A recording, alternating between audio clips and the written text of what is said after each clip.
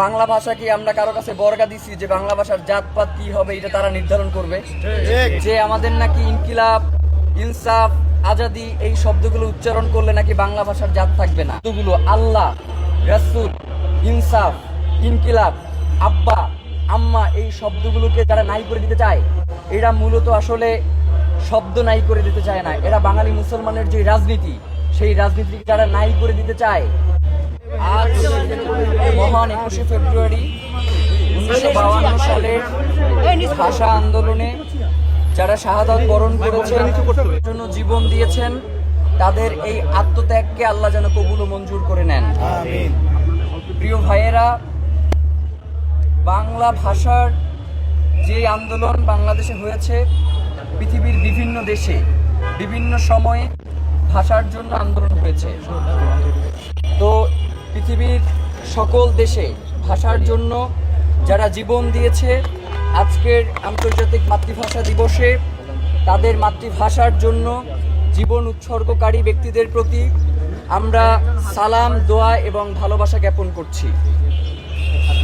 ইদানিং বেশ কিছু বিতর্কের সৃষ্টি হয়েছে, যেগুলো আমরা দেখতে পাচ্ছি যে আমাদের নাকি ইনকিলাব, ইনসাফ, আজাদি এই শব্দগুলো উচ্চারণ করলে নাকি বাংলা ভাষার জাত থাকবে না। বাংলা ভাষা কি আমরা কারো কাছে বর্গা দিছি যে বাংলা ভাষার জাতপাত কি হবে এটা তারা নির্ধারণ করবে? পৃথিবীর কোনো ভাষাই স্বয়ং সম্পূর্ণ হয় না অন্য ভাষার সংমিশ্রণ ছাড়া। আপনি যদি আমাদের বহুল প্রচলিত ইংরেজি ভাষাটার দিকেও খেয়াল করেন, সেই ইংরেজি ভাষার উৎপত্তি ঘটেছে জার্মান ভাষা থেকে, এবং বর্তমানের যে ইংরেজি ভাষা প্রচলিত রয়েছে এর মধ্যে অধিকাংশ শব্দ এসেছে গ্রিক এবং ল্যাটিন থেকে। এই যে বাংলা ভাষার কথা বলে বলে যারা মরে যাচ্ছে, এই বাংলা শব্দের উৎপত্তিটাও হয়েছে দুইটা শব্দ থেকে, সংস্কৃত এবং ফার্সির সংমিশ্রণে হয়েছে বাংলা শব্দ। সুতরাং যারা এই শব্দগুলোকে নিয়ে বিভিন্ন ধরনের রাজনীতি করবার চেষ্টা করে, আমাদের কাছে মনে হয় যে তাদের এই শব্দগুলোর প্রতি এক ধরনের বিদ্বেষ থেকেই তারা করে মূলত এই কাজগুলো। যেমন আপনি চিন্তা করেন, এই যে রিক্সাটা এখানে দাঁড়িয়ে আছে, এই রিক্সা শব্দটা জাপানি শব্দ, এইটা নিয়ে তার কোনো সমস্যা নাই। সে তার আব্বারে আব্বা ডাকে, বাপ ডাকে, এইগুলো নিয়ে তার কোনো সমস্যা নাই। কিন্তু আমাদের আজাদির শব্দ, আমাদের ইনকিলাবের শব্দ, আমাদের ইনসাফের যে শব্দগুলো রয়েছে, এই শব্দগুলো তার ভীষণ আপত্তি রয়েছে।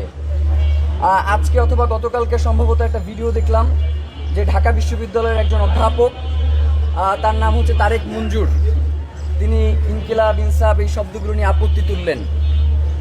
তো তার যেই নাম তারেক মঞ্জুর, এই তারেক শব্দটা হচ্ছে তরিক থেকে এসেছে, আরবি শব্দ, যার অর্থ হচ্ছে রাস্তা। সরি, রাস্তাও আবার বাংলা শব্দ না, রাস্তা আবার হচ্ছে ফার্সি শব্দ, তো পথ। আর মঞ্জুর শব্দের অর্থ হচ্ছে আপনার কবুল করা, দুঃখিত, কবুল আবার আরবি শব্দ, এটা অনুমোদনকারী বলতে পারি আমরা। তার মানে হচ্ছে অনুমোদিত পথের একজন ব্যক্তি, তিনি হচ্ছেন এইটা নিয়ে আপত্তি তুলছেন। ভাই, পৃথিবীর প্রত্যেকটা ভাষা তার পার্শ্ববর্তী যেই ভাষাগুলো রয়েছে সেইগুলোর মাধ্যমে সংমিশ্রণের মধ্য দিয়ে একটা সুন্দর সাবলীল ভাষা তৈরি হয়। আমাদের উপরে এই যে ভাষা আন্দোলনটা হয়েছে, এটা কি শুধুমাত্র শব্দের কারণে হয়েছে, নাকি আমাদের উপরে যে চাপিয়ে দেওয়া হয়েছে এই কারণে এই আন্দোলনটা হয়েছে? উর্দুর বিপরীতে বাংলার কোনো আন্দোলন হয় নাই, উর্দুকে একমাত্র করার বিপরীতে এই আন্দোলনটা হয়েছে। উর্দু ভাষা নিয়ে বাংলাদেশের মানুষের কোনো আপত্তি ছিল না, বাংলাদেশের মানুষের আপত্তি ছিল যে উর্দুই একমাত্র রাষ্ট্রভাষা হবে এই জায়গাটায়। সুতরাং এই যে চাপিয়ে দেওয়ার মনোভাব, ইদানিং আমরা দেখতে পাচ্ছি যে আমাদের উপরেও এক ধরনের চাপিয়ে দেওয়ার মনোভাব আমাদের কলকাতার থেকে যারা শব্দ ধার করে নিয়ে আসছে তাদের এক ধরনের আপত্তি দেখতে পাই।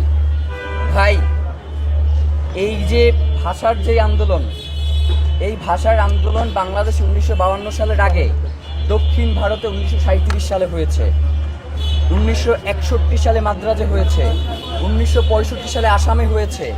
সুতরাং বাংলার ভাষার জন্য আন্দোলন আসামেও হয়েছে, শুধু বাংলাদেশেই হয় নাই।